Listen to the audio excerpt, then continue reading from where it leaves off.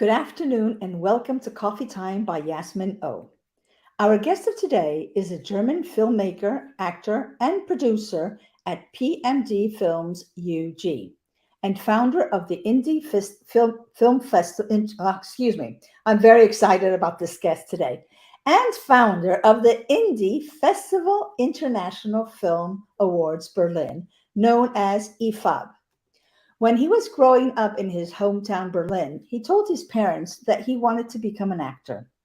Aware of the tough competition and possible disappointment that could face him in his career, his parents asked him to come up with a backup plan. After thinking it over, he enthusiastically announced that he wanted to be a movie director. But till that day came, he studied law at the Free, yeah, Freie, oh my God, Freie this is Universität. Freie, Freie Freie Universität. Universität Berlin. He decided to go to New York in 1990, and it was during his extensive training at the Stella Adler Conservatory of Acting that he realized his passion for directing. To get him on his way, he enrolled in the advanced filmmaking workshop at the New York Film Academy, where he discovered that his acting background gave him real empathy for character and performer alike. However, he felt that to become a really good director, he had to be equally comfortable in all areas of production, technical and artistic. After devoting a part of his life to meticulous study and practice, he became a talented cinematographer in his own right and has enjoyed a brief but distinguished career. I just got stuck there. A distinguished career photographing several features. Consequently, he knows how to get the best from any director of photography. Since he moved to New York, he has directed numerous shorts amongst Devolution and Kissing the Muse, and feature films as Small Town Funk Girls in post-production, Between Your Legs, and Emancipación. This last one is available on Amazon Prime. He has also written 5 other feature-length screenplays: Family Values, New York Generations, The Supermarket, aka The Supermarkt, Bunkmates, and Killer App.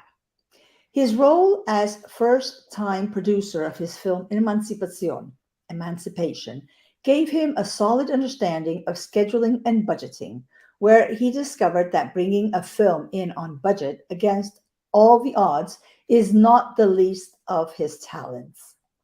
His screenplays Killer App, The Supermarket, Bunkmates, Emancipation have received numerous international awards, and his first film, Emancipation, also received numerous international awards such as Audience Award at the Kansas International Film Festival, Best Dramatic Film at the IFS Film Festival Hollywood, Excellence Award at the Rincon International Film Festival of Puerto Rico, Best Foreign Film at the New York Winter Film Awards, Best Foreign Film at the International Film Festival of World Cinema, Kent, England, Award of Merit, Lucerne International Film Festival in Switzerland, Bronze Bulb Excellence in Indie Filmmaking at the Vegas Independent Film Festival, Director's Choice Award at the Litchfield Hills Film Festival, Kent, Connecticut, Indie Auteur Medallion for Excellence, Barbones Film Festivals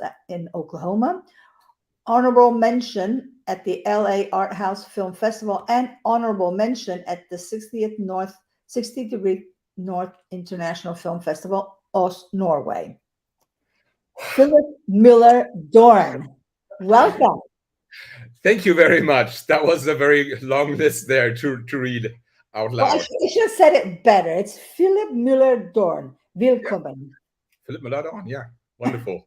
Yeah. So, tell us, Philip, how did it all start? Yes. Hold on a second. Yeah. How did it all start? Let me quickly. How did it start? How did I get started with film and the fascination? I think what happened. I think it started when I was 10 years old, and which is in my life what I call sort of the wow moment. It was a moment that was so wow for me that I knew I want to be, have stuff to do, work in this wonderful world of film and filmmaking. And I was 10 years old, and I just got out of the movie theater, and I opened my hand, and in my hand was a little piece of sort of a pink colored paste, like pink colored toothpaste. And this paste was formerly a movie stub, a movie ticket. And it was just pressed for 2 hours with pressure and heat and also some humidity, into a little paste. And that was in 1977 when I watched the original Star Wars movie. And that was such an, just sort of transferred into a completely different world. And and that was sort of for me the thing where I just realized, I want to have something to do with movies. When I was younger, I wanted to be an actor, and I wanted to kind of be Solo because I thought he was so cool. But that was sort of the experience. But at that time, you were only 10, and it was your first film, so you were just really hallucinating with all this greatness of the screen, right? Of the big screen. Yeah. But then obviously you grow, and you grew up, and then you wanted to be an actor. Was there any actor at that time that made you click and said, I want to be like that one? I want to be like him? Harrison Ford. Han Solo and Indiana Jones, the way Harrison Ford played those. And even back then I knew that what I liked about the way he portrayed, especially Indiana Jones, was that it was in the 80s, so in the 80s you had sort of the whole thing with heroes that were like super macho. You had like Sylvester Stallone, you had Arnold Schwarzenegger and Jean-Claude Van Damme and all of that, but sort of the Indiana Jones, the Harrison Ford character, was also a hero, and he was also very tough and stuff, but he was just not like, I have to kill you, macho kind of guy. And that sort of I thought was really, really cool. And that's why Harrison Ford for me was sort of like, that was the actor. He's a cool guy. So then you go, and when it's all decided, although I studied law and whatever, or I decided I'm going to go, and you go to New York and you start studying at Stella Adler, etc., etc. But then all of a sudden you say, oh, wow, I want to become a filmmaker. Okay. Was there any filmmaker that induced you a little bit into that path?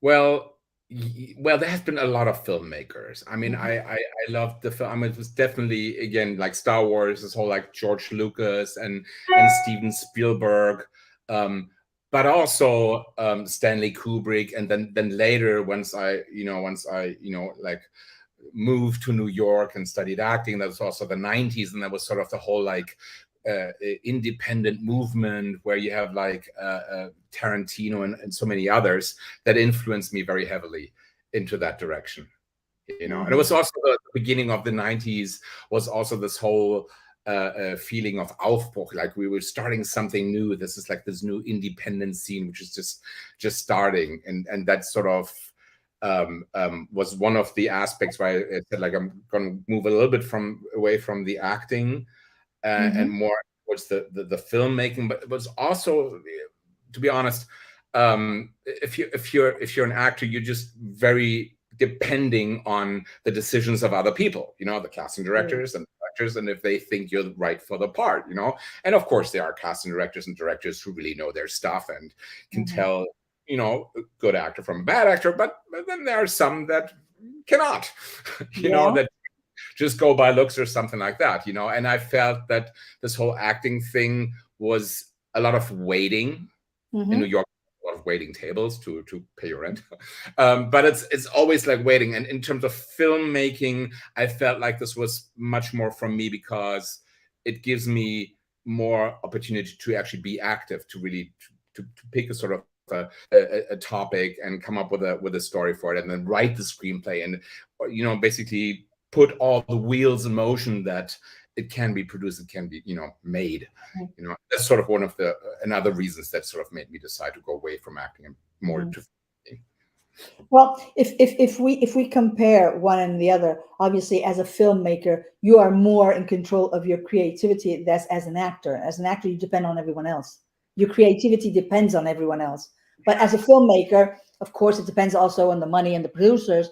But there's less people that you depend on, and I can understand that. That is true. I mean, yes, there's less people. I mean, as a filmmaker, you do depend on a lot of other people. Yes, you can make choices by who you cast, who you hire, and your crew. But it's not like you're the painter and you're alone with your paints and your canvas, and that's it.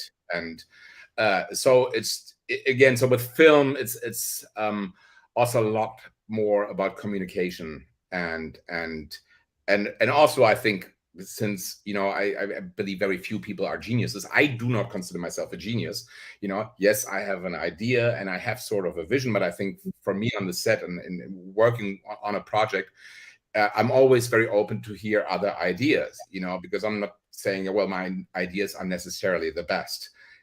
So again, a lot of great movie moments we have here in movie history are actually examples of certain lines that were never in the script because they were just improvised on the set when they were shooting it. So it's that yes, you have more control as a filmmaker, but you don't have absolute control, and it probably would make it very boring if you would. Your parents, okay, there was this time, of, I'm taking, they're giving, and they thought, okay, well, he's finally, getting his nonsense back together, and he's going to go to university, he's going to study law and this and that. But then all of a sudden, you come up with a great idea. Yeah, this is great, but I'm going to be an actor, so I'm going. Have you always had your parents' support after that? Well, I did have their support in terms that they let me do that. Okay. It wasn't really that they said, okay, you want to do this, we support you. If you think that they mentioned, of course, that if you go into acting, as I originally claimed and later it changed, they try to make me aware of the possibility of unemployment in that field, and basically try to sort of paint an image that there are other options that are much more likely to be prosperous. But ultimately, they let me do my thing, and so that I'm very happy that they did. I'm very grateful that they did that.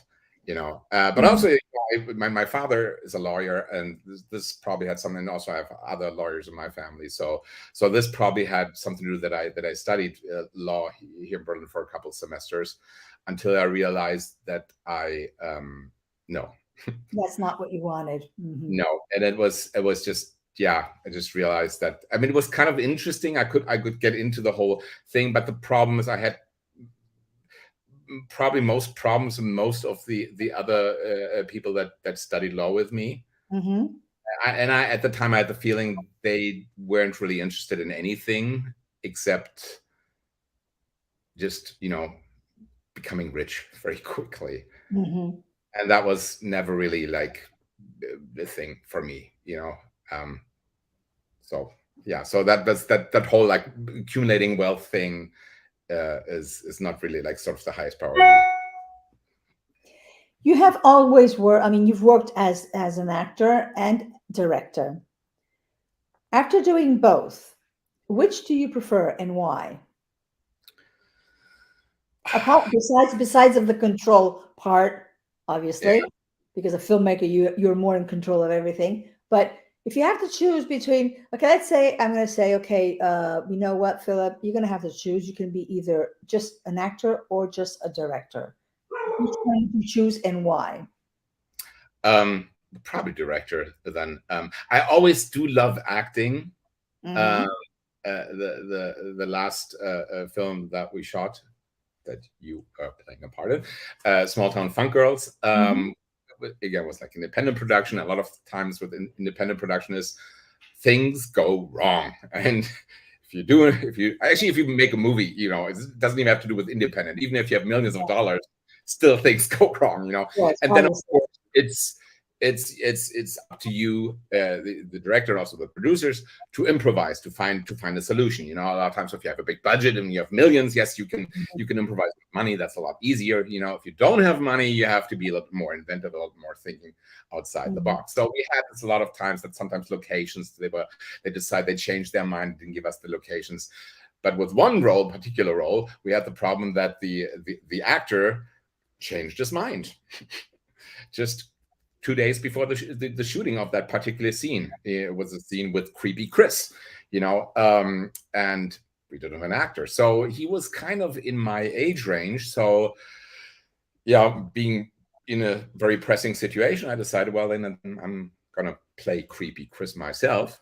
And that's actually what happened. So there was not a lot of time. I just had to, the evening before, I started memorizing the lines and preparing the role, which was not enough time. And if you act, you should really prepare a lot more thorough than I did in this situation.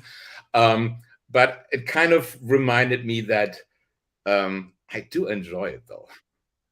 Even if it's a different thing if you're directing and you're acting in it, because that's always can be very tricky. It doesn't have to be bad, but it's quite a challenge. But I do enjoy it. Yeah. But if you Yassmine, if you press me and you say you can only have one, I will be directing, definitely. What do you like most? Which one? Film, TV, or theater? Oh, film. No question about it. No doubt.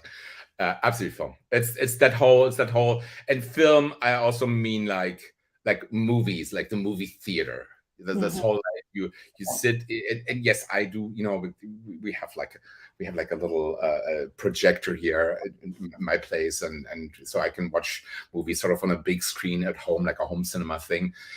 But it's still not the same thing. Like, you go out, you buy ticket stuff, there are other people in there, and if you watch a great movie that just fascinates you, and you have all these emotions, this emotional roller coaster, and you're in this group of people and you experience that together, there is no substitute for that. That's for me, that's wonderful movie theater. So it's movie in a movie theater. Out of all the projects in which you have participated to today, which is your favorite project and why? Okay. Okay. Which one are my favorite children? That's hard to say. This is almost impossible to answer. I can tell that, like, from the experience of shooting it is so individual, and it's hard to at some shoots for a movie, they're much more hard, they're much more difficulty. Sometimes there's conflict and confrontation and sort of bad atmosphere and stuff like this. But sometimes from the sort of bad things, you can learn a lot more.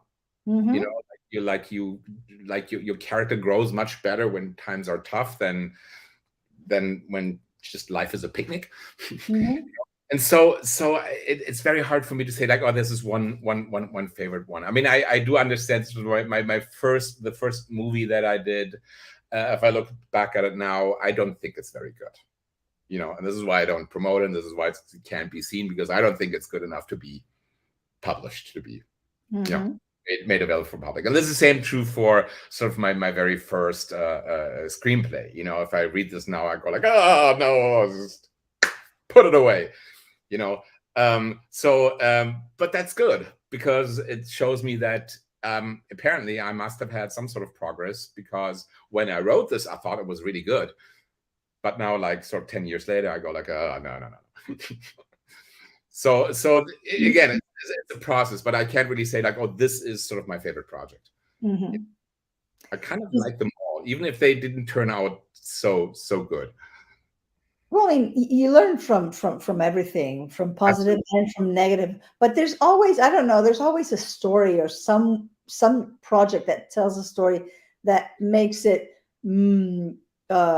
a special thing for you, even though obviously, Mm. like you say, it's like asking which of your kids you love most. It's not that you love one more than the other, but you do have more empathy, or more you get along better with one more than with the other. Yeah. So it's not a matter of love. It's just a matter of getting along. And Yeah. with projects, it's the same thing. There are projects that you really loved a lot, the story and the whole thing, and there are others that you say, well, okay, it wasn't that bad, but I mean, it's not the best thing that I did.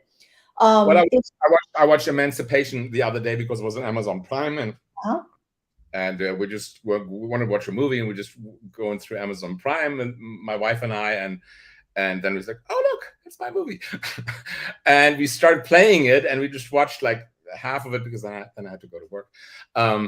And I was kind of really happy because it has been quite a while since I watched it. It also been quite a while since I made it, and I was kind of wondering, would I still like it? Would I still be happy with it?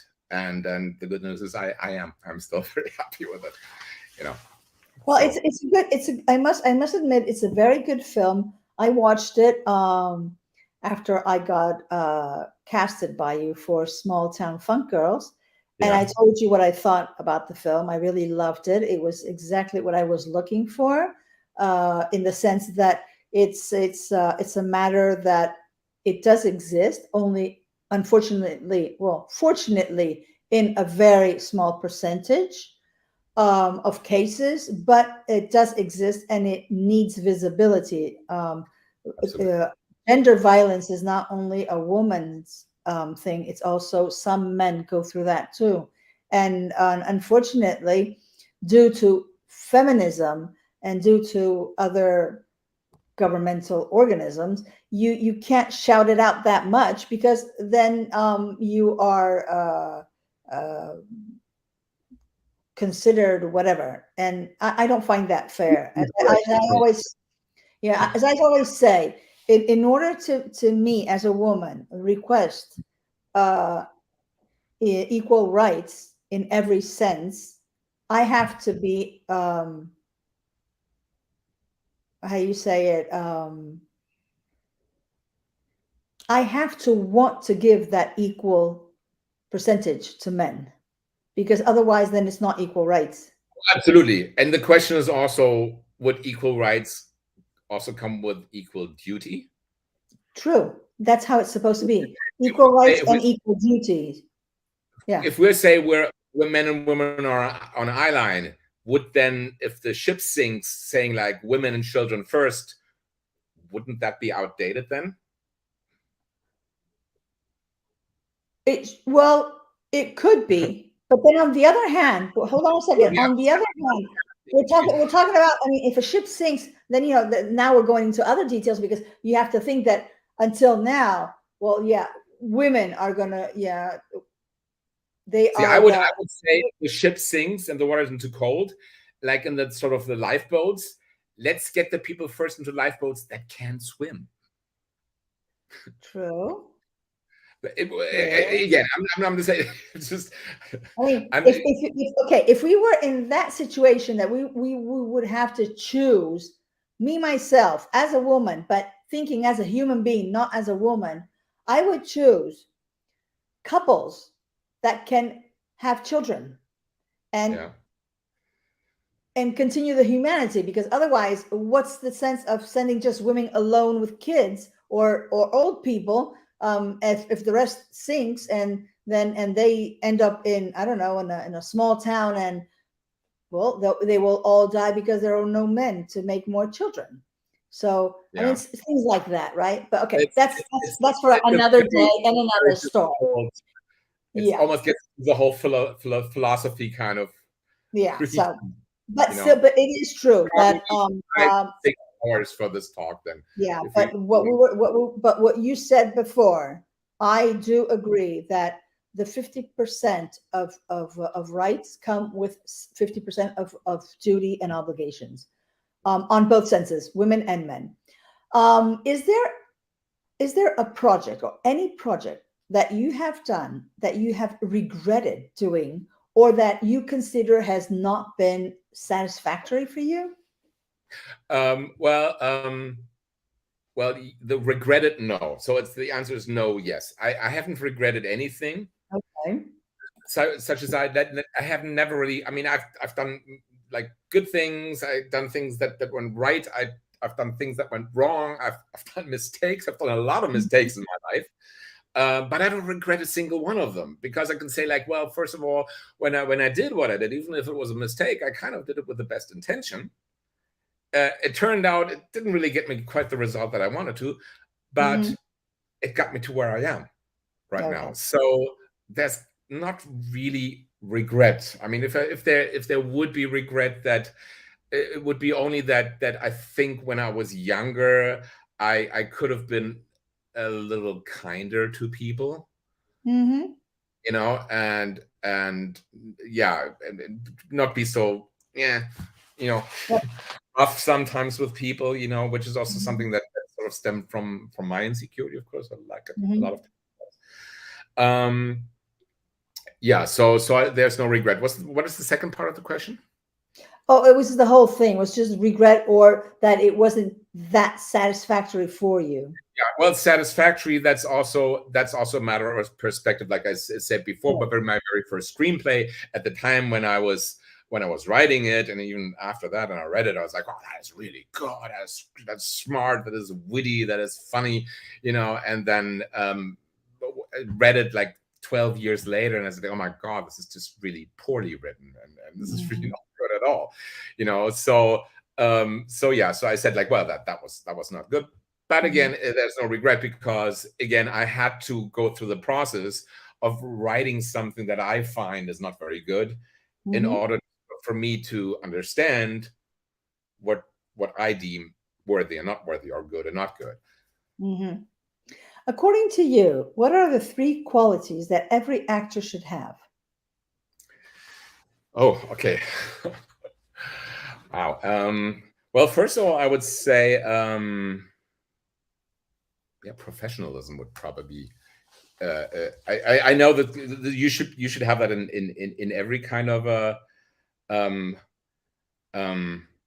field. You know, I mean, yes, being punctual, of course, and being respectful of other people's time, and be polite, and having a little bit empathy of what's going on the set. You know, and okay, that's 1. That's 1. How many do I need? 3. 2 more. 2 more. Well, I think what I expect from actors is probably the way they approach a character. It's sort of, and it's kind of the way I try to write a character, which is sort of going against the cliche. And I'm purposely saying trying, because a lot of times it just creeps in. You know, it's like, it's this whole idea that, you know, we'll say, oh, these people are prejudiced. I personally believe that everybody is prejudiced. You know, every person is prejudiced. The only difference is that some people think they know it all, and other people are prejudiced, and they have sort of the awareness that it's all a prejudice, because like when you really come to judging, you know, because all judging is kind of prejudging, because you never really know the total truth, you know. So yeah, you're still missing 1. Yeah,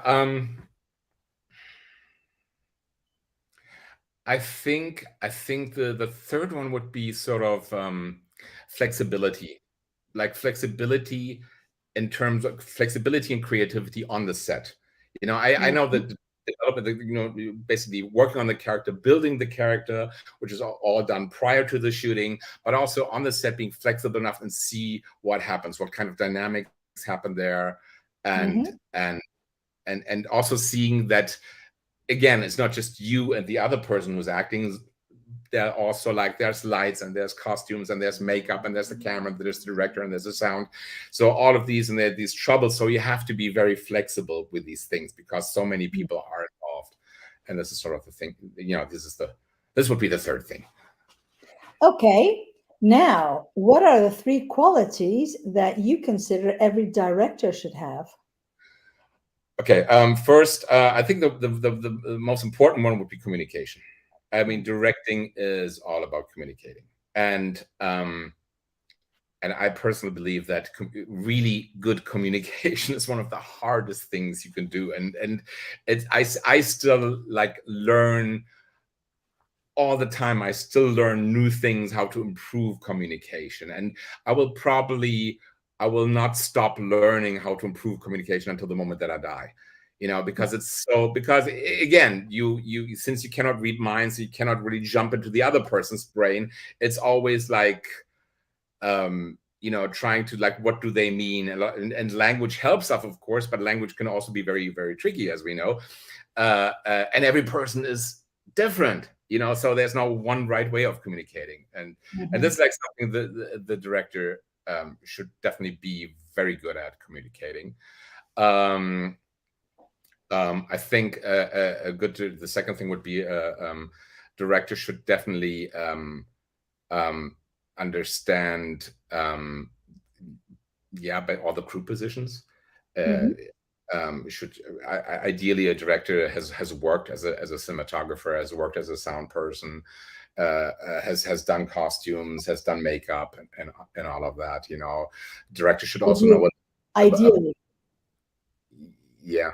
But that's not how it is. So, well, sometimes I worked as a sound guy. I worked as a director. But normally that's not the normal. The normal is not that. I mean, the normal is not a director. Maybe has been an actor, so he's an acting director, and he's a film director, and he can even be a photography director. But all the rest is okay. In Germany, you have a lot of these technical directors. Yeah, but you don't have a lot of all this stuff too. I mean, you don't have the filmmaking in Germany is not that big that you do have availability of all these specialized people. So you have to do a little bit of everything. I understand that. Okay, so we were talking about communication. We're talking about just knowing how to all the bits and pieces. And what else? Well, the third one is, of course, directing actors. Because I think acting is one of the, I don't want to say the most important thing, because the other ones are also really very important. So I don't want to say most important, but I think that in a lot of films, a lot of independent films, the quality of acting gets neglected. And it's also because actors are just left to themselves and fend for themselves. And I think as a director, I think it's very, very, very, especially if you don't like work with very experienced actors, to really help them, to lead them to the character, and to rehearse. I rehearsed a lot for all of my projects. I always rehearse. I think it's really, because it gives the actors a lot more confidence on the set, and which still needs work on the set sometimes, but it just gives you already a good level to start off. So that would be the third thing. Then really for the actors, and sort of helping them to get the best performance out of them that they could. In your opinion, is talent born or created? I think, but well, here they have some people that sort of seemingly have just talent. It seems God-given or universe-given. I think that kind of talent is maybe 1 to 2 or 3%. I think it's choice. It's choice how much work and energy you're willing to put into this. And I mean, the reason why you have a lot of like children of very, very known actors also become stars, become successful in the movie business, is because they grow up and from their parents they get all sort of the craft and little tricks that you need, and all, but also really the stuff that you need to know. It's not just all tricks or something. But I think it's mainly the enthusiasm, motivation, and of course hard work that you put into this, and keep on going. I mean, you can't really expect that whatever you do, if you're a carpenter, you build a table, you can't really expect that the first table you make will be the most sturdy one or the most aesthetic one, So keep on going, and if you keep on going, you can definitely say, yeah, after a while I get good at this shit, So it's mostly really like motivation, keeping on doing it, and being also somewhat critical of yourself and questioning, not being too full of yourself. You know what I mean? Yeah.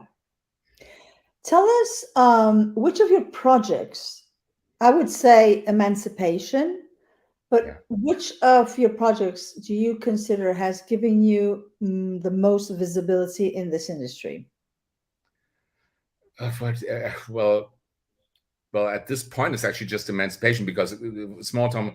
But Between Your Legs, I just didn't really like promote it. It had like a little theater run, but I kind of put it on the shelf, and I didn't want to be published. Emancipation is sort of the thing that I don't even want to say put me on the map, because I'm not on the map. But it's, at least the film is out there, and it really is getting nice reviews on IMDb and on Amazon, et cetera, et cetera. So yeah, that it would be Emancipation, because Small Town Funk Girls is in the post-production right now. I'm editing it currently, so it would be Emancipation, of course. What are your favorite genres in film as a spectator? I don't have any. I love all genres. I love a good horror movie. There are not so many out there, but there's some. But if they're good, I love them. I can get excited about a really good action film. Science fiction films or fantasy films can be great. I loved last year's Dune, the Denis Villeneuve version of it. I like romantic comedies if they're good, if they're not too cliche ridden, which is also a lot of times the problem with them. But if they're good, I just really like them.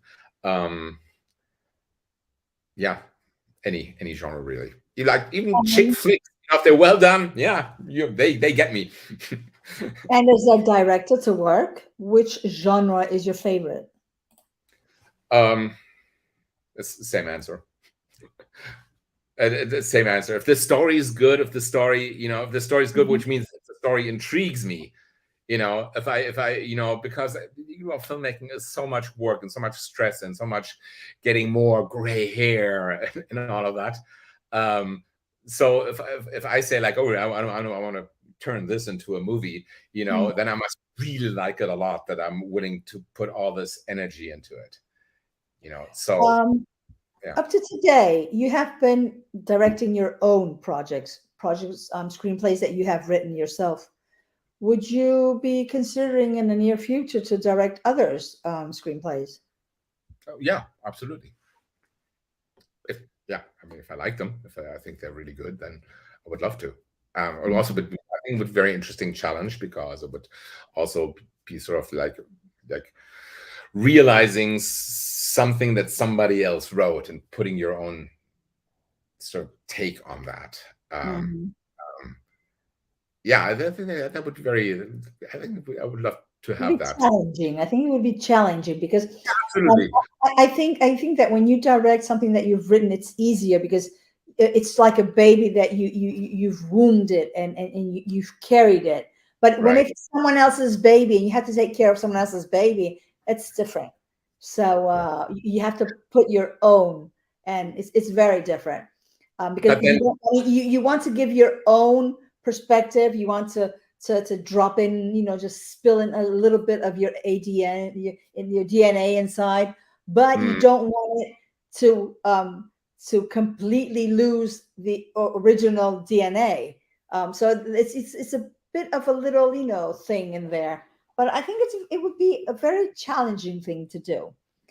That an actor isn't but the person who gives life to a character in a story, and who in specific cases when the character requires it, does not know about ethnic origins, religions, genders, sexual denominations, etc. Would you say that we all have the same opportunities in this industry in front and behind the cameras? Let's talk about the German film industry. All right, that's a very hot topic there. Well, yeah, but it's smaller, so it's easier. It's a smaller industry, so it's easier. Yes. Well, the German film industry is very special in that way. It's basically all funded with tax money. Okay. So, and we're talking about sort of like almost $500 million every year that they just sort of throw into this funding system. And there are, yeah, well, there are you know, there are very, you know, some big animals that are very close to the where they feed the creatures, and yeah, but we're not. Yeah, but if you close to them.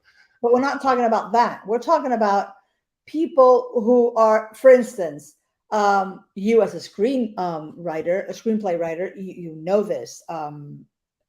Okay, I don't want to exaggerate, but let's say an 80%, but really it's a 90%, of characters are written for white people. Yes. And out of that 90%, an 85% is written for men, and only leaves 5% for women character. And out of that 80%, that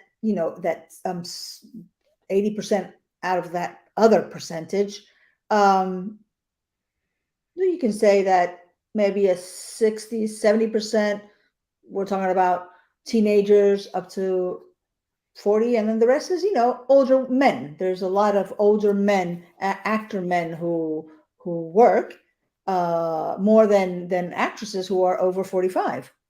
So would you say, because of course, imagine, I don't know how it works in Germany, but in Spain, for instance, they're trying to approve a law, just like the one they approved in the States some years ago, that you have to have a minimum of ethnic inclusion in the film industry, because otherwise, here in Spain, for instance, not in the cast, but in the crew.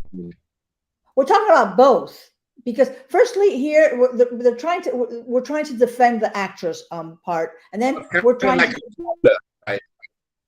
you know, what you're saying is a quota. Yeah, the quota.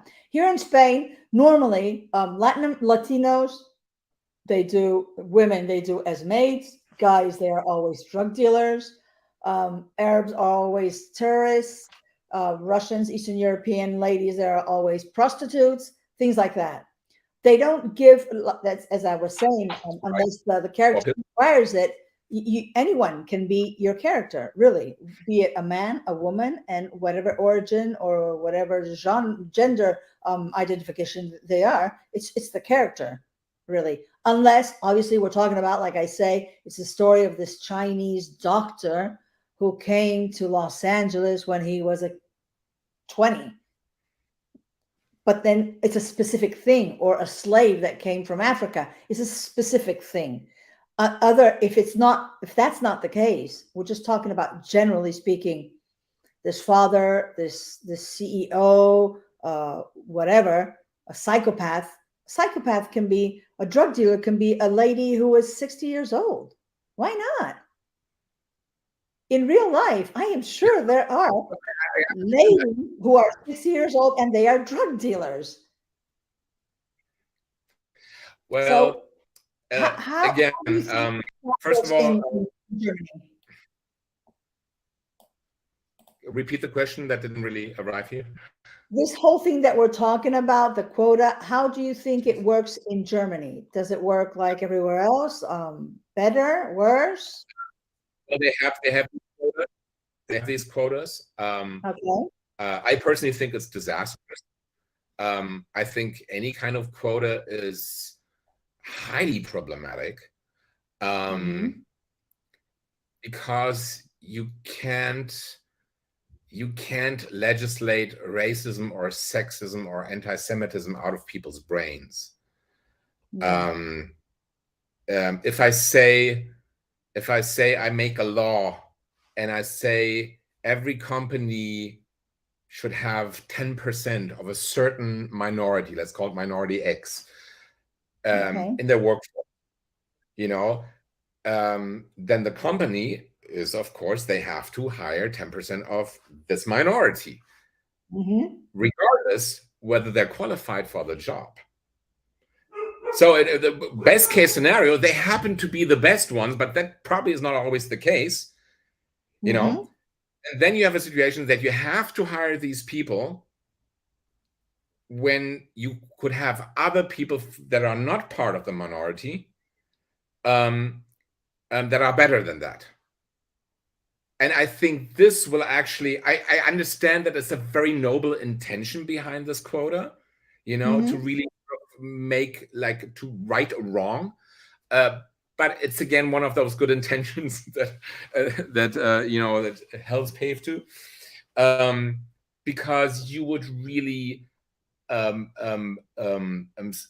just have so much more resentment and actually even increase racism, increase prejudice about this. And it cannot say that the lawmakers should force someone to put someone to a different minority, but really, like, expand people's minds and give generally, like, a business wants to hire the person that is the best for the job. It's in the interest of the business, whether the person is man or woman in that job, or black or white, or completely healthy, or a handicapped person, or gay or straight. It doesn't make no difference. If it's the best person for that job, it benefits the company the most.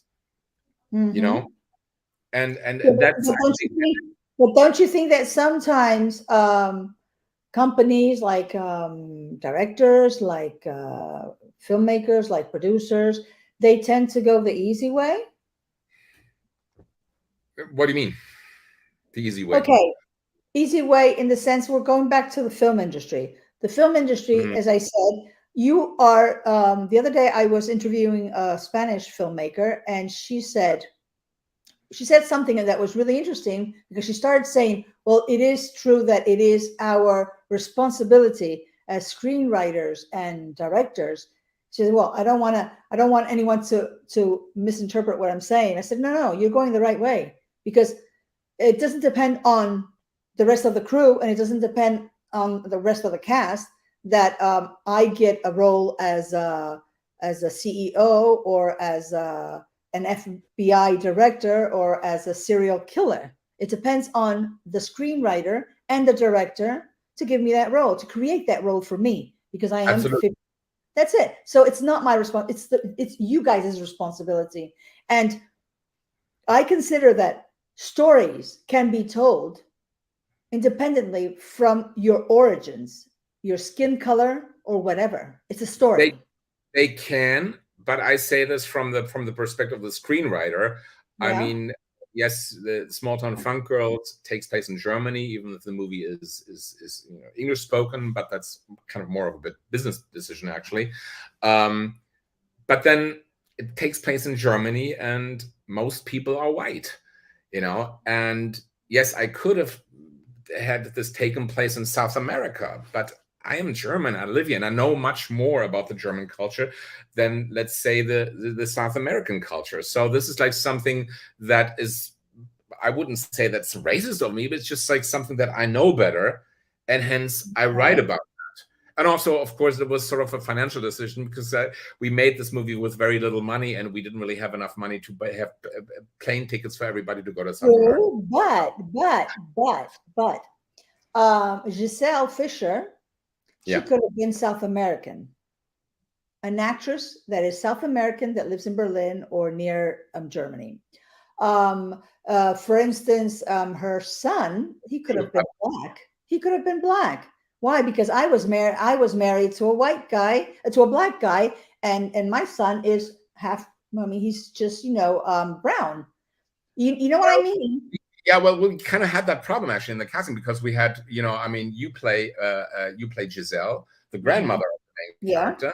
The main character is a girl from Austria who's white, and your son, I mean, your character's son, and the father of the main protagonist, David. We still had to cast him, and we had an actor that was of dark skinned, and we had the problem we couldn't cast him because it wouldn't really fit into this, because again, that's like some sort of biology thing where we couldn't. I mean, that would have meant that theoretically we could have done it, but then we would have to recast the main character and also your part, Giselle. We have to recast them to make more look alike. So again, there are some restrictions that are sort of based on biology, etc. Okay, I mean, they like to have like someone from Argentina or something. Yeah. I mean, if an actress would have. Yeah, but what I'm saying is that we could go on forever with this, but still, and I do want to make this clear, it is the screenwriter and the director's responsibility that these different these minorities, or not even, I don't consider myself a minority because I'm a woman. Why would I consider myself a minority? But it is true that as an actress, a 45 plus actress, I'm a 50 plus. There are less characters for us. So it is your responsibility you guys' responsibility to create characters for us. Absolutely. But I create. This is also a matter of process. I create on the basis of, if I come up with a story that I really like and take everything from there, and I don't think I go like, oh, I'm going to exclude people in. No. I know you don't do it on purpose. Do you think do you think that auditions are necessary for professional actors, or do you consider that with their video reels, their IMDb, that's enough, and with simple cold reading, it would be really enough? No, you need to audition. Absolutely. You need to audition, and you need to audition. You have to have callbacks. You need to try them. If you have the two main characters, if it's a love story or something, you need to try them out. You have to read them with each other and try, actress A with actor A with actor B, and so on and so forth, and then actor A with actor C, and so on and so forth, and really see how the chemistry, how the energies are. So yeah, I think it's very important that it's a very thorough process, and also that's a process where you really you got to take your time with this, I think. Do you always do your the castings yourself, or do you take on board casting directors? Well, yeah, there's a casting director, but ultimately it's just the decision is always I believe should always be by the should always be the director's decision. Who you going to cast? A casting director will lead you to certain actors, and even can like open up a director's mind about something. The best example is Emancipation, because in Emancipation we had this. Emancipation is about men who are physically abused by their wives, and it's about shelter. And this men's shelter, they have sort of a group therapy round where the 6 men, they talk about their experiences, and one of them his name is Gregor, and he's sort of very, very, very aggressive towards our protagonist, and he's sort of challenged, almost like a mentor, but in a negative way. Not a mentor like I'm going to show you, but more like a mentor like he's attacking him and getting him out of his comfort zone. And the way I imagined this character Gregor when I wrote it was sort of like very thin, very, very, very slender, very long guy with weird, like sort of Albert Einstein gray hair, and very very emaciated facial features and stuff like that. And then Roland Avenar, who actually played Gregor, then he came to audition, and he didn't look like the part at all. I mean, first of all, he didn't have the gray hair. He was basically bald, and he was kind of short, and was kind of a little more on the stout side, but his audition just blew us away because he really got this aggressiveness right, paired with like a very hurt dog, like someone who's aggressive, but underneath it you feel like a very, very vulnerable, very, very hurt person, and the only way they can express that is by being aggressive, and this is why I completely went away from what I had in my mind to go like, no, but that's the character. And so I think that's also another thing that for directors I think is very important, not be too attached to your vision, always be willing to take a step back from your vision, whatever helps to tell the story. Well, it's just like something I said not long ago. There was this this actor who died I think about a month ago. Sorry, I can't remember now his name, but he said that he knew this casting director when he started, and he was small and he had a very squeaky voice, and he had a bit of man things, and every time that she would present him to producers, she would say, "Listen, I have this guy. He is definitely not what you're looking for, but he's another way to go." And with that another way to go, he got 131 films. Oh, wow. Yeah. And I loved that. And she said that she told him that she died before him. She died in 2009, I think. And he died about a month ago. And she told him that the day that he would die, in his tomb, it would be written, "Here lies another way to go." And it was really nice. And I like that because it's true. I mean, like you just said about this character and this actor, he wasn't definitely what you were looking for, but when he auditioned, he gave you what you were looking for, but physically he wasn't what you were looking for. Yeah. So he got the character right. He got the core of the character right. Yeah. I think the core of the character, what the character is about, is much more important than the looks.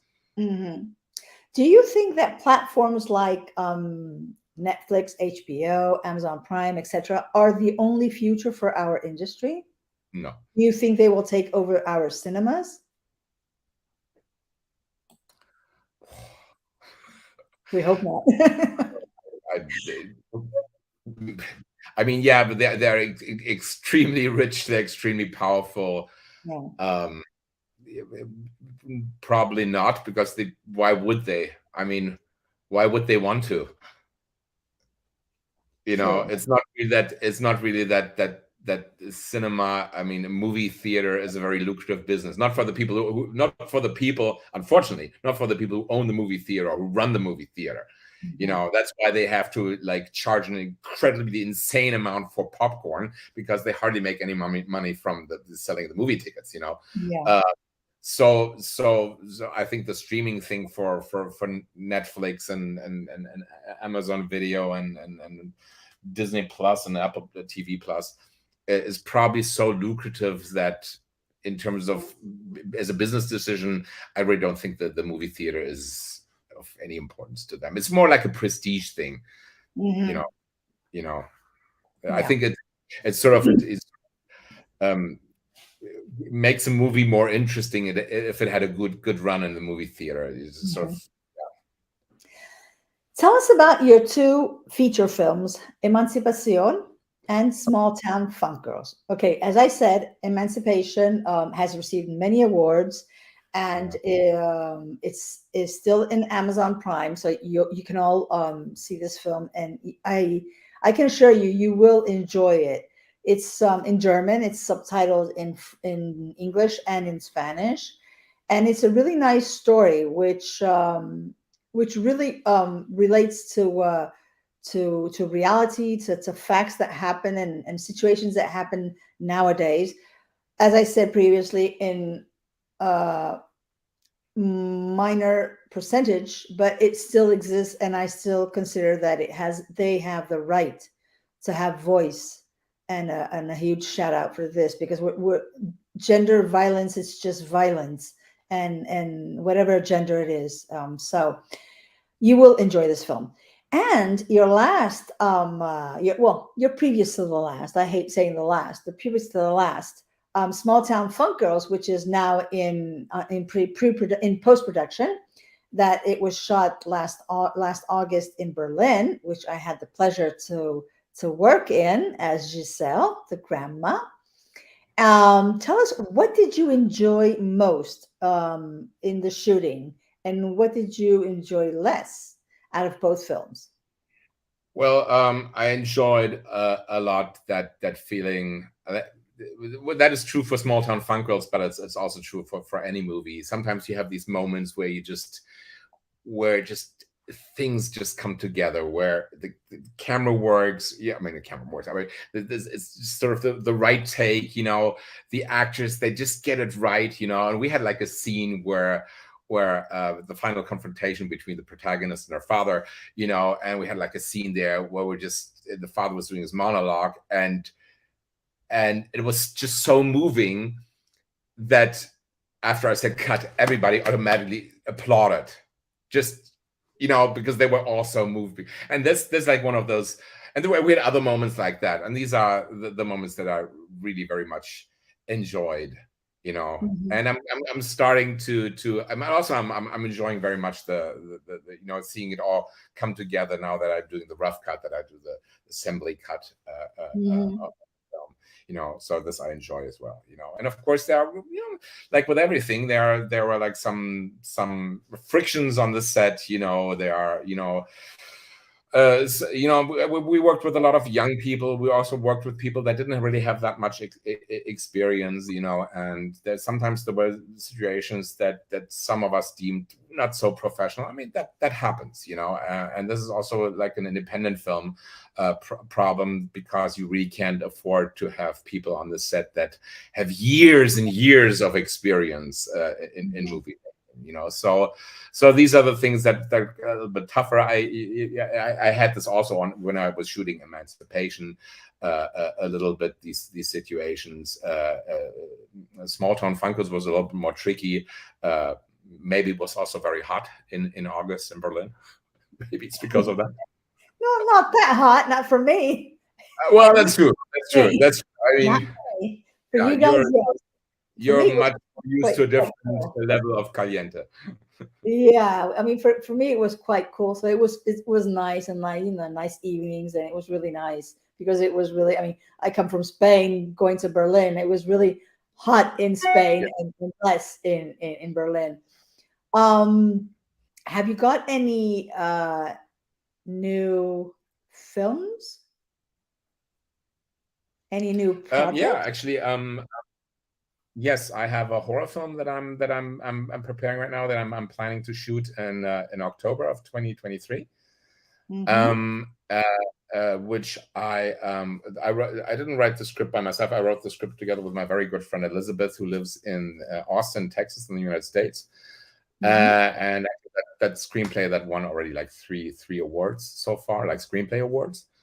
And also then for 2024, we're planning on shooting the screenplay that I also wrote together with Elizabeth, and it's called Bunkmates, and it's sort of an apocalyptic comedy. It's about a con man who's chased by the CIA, and he's in very dire straits, uh, and he's basically conning sort of he's conning a prepper, one of these people that are get ready for the end of the world, and he's conning him into Mm-hmm. believing that actually it is the apocalypse, to hide with the prepper in his bunker to be safe from the CIA agents. Yeah. And yeah, that's the comedy, but that's also that's a little higher budget, so we need a little bit more time to prepare that, and that's sort of. Sounds like fun. Sounds like fun. Yeah, yeah. Um, what advice would you give to those who wish to start in this beautiful but uncertain industry? Um, be critical of yourself, Mm-hmm. and um, don't listen to other people too much. Um, because there's this whole thing that I call like a sort of industry blindness or a professional blindness. You know, people who work in a kind of industry and they work for a while, that they feel like, oh, they know how things are, and they know, oh, this is this, and then you have situations like where this woman has written a book, and this English woman has written a book, children's book, and she goes to every publisher, every major publisher in the UK, and she gets rejected by all of them. And a very, very tiny small publisher actually like publishes her book, and her book is Harry Potter, and at the publisher and the woman make millions and millions with it. And this book got rejected by all of the major publishers, and the funny thing is I just saw like sort of a casting note from, I think it's sort of the 30s, about an actor that auditioned, and they wrote, he can't act, can't sing, he can dance a little bit. And the actor was Fred Astaire. So again, just because someone is actually making a decision whether they're going to hire you or whether they're going to cast you or not, doesn't necessarily mean that they know what they're doing. So if you get rejected, always keep in mind that they who make the decision might not know what they're doing. So be critical of yourself, but keep on going, and don't let other people discard you. I mean, you have to bear in mind, which is really important, that in this industry, it's not just one person who makes a decision, who sees you. There are millions, and just because one says you're not good at it does not mean that everyone else is going to think the same way. So, and there are so many talented people in the music industry, in the film industry, that have gone a long way being rejected by a couple who said, no, you're not good at this. And then they proved them wrong. Do you believe in giving back to the industry, not only with your knowledge, but also with your contacts, to help others achieve their own successes? Yeah, absolutely. I mean, for instance, I work at a university. I work as a prof. I tutor. I tutor a media production. But it's also very important for me, and this is also this kind of work like on the set of Small Town Funk Girls, where we had also a lot of like young people, and they're learning the craft as they're going. So I very firmly believe in giving back. Yeah. If you could go back and forward in time, what would you say to your past you and to your future self? I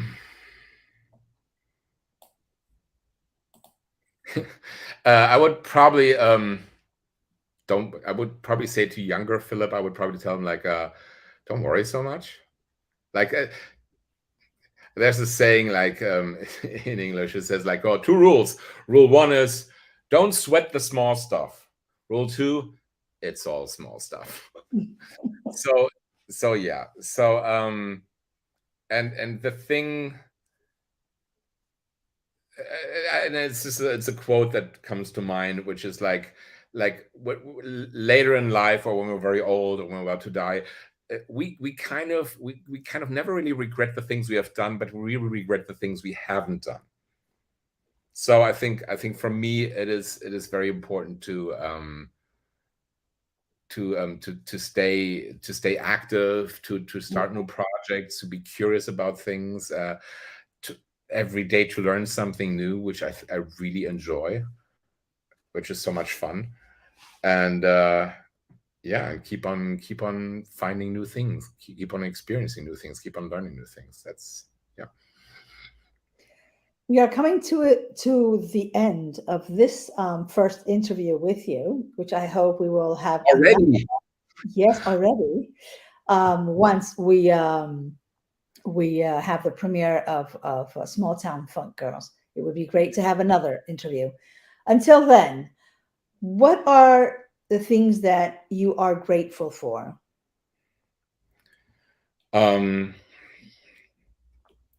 Well, I'm grateful that well, first of all, I'm very grateful that I'm surrounded by so many people that I love and that love me, you know, that I have a good family. Well, yes, there's a family and there's always trouble, like from almost every family, you know, but I'm still very grateful that I have the family I have with all the difficulties, but all with the good sides too, you know. I'm grateful for all the people that worked with me, that that were part of the project, you know. I'm grateful for being more or less healthy, and be able to do what I do, and be in a position where I work as a freelancer, uh, um, to do this and to have enough time to make more movies and write more screenplays and keep on doing this work, which I think is a really very fulfilling and wonderful work. So I think it was Confucius who said this, and I think maybe you think this is correct. I think he said, I think it was he who said, find a job that you are passionate about, and you will never have to work in your life. Yeah, that is, I believe that is true, and that's also true for working as a director, especially on the set, because as a director on the set, especially on an independent film or no budget project like this, the work is just exhausting, but it doesn't feel like it because I'm so focused, and I besides all the worries and the troubles and all the stuff that I have to think about, I enjoy this so much. So yeah, I definitely agree with that wonderful quote. Today, I read and I posted in my social media something that the actress Helena Bonham Carter said. She said that she's always attracted to lower budget, not because they are lower budget, but because they tend to have better scripts. That could be the case. Yeah, if I look at a lot of the sort of the major big, like millions and millions of $1 million production that Hollywood puts out, yeah, there are a lot of them where I think the script is not very good. To carefully put. Yeah, so I because again, if it becomes too much of a business and it's just solely a business decision, then you just try to go with a formula. You just try to, like, oh, this worked and this worked, so we put this together. But this is not really like, this is not how I believe storytelling should be. You know, it should be you hear something or you read something, and let's say, for instance, emancipation, of the whole thing about men being abused. Oh, there goes my see the battery of the light is out, so I quickly have to. No, we're finishing anyways. We're finishing anyways. Okay, let me see if I can do this very quickly. Okay. And just have to count to 3, and it should be there. You go.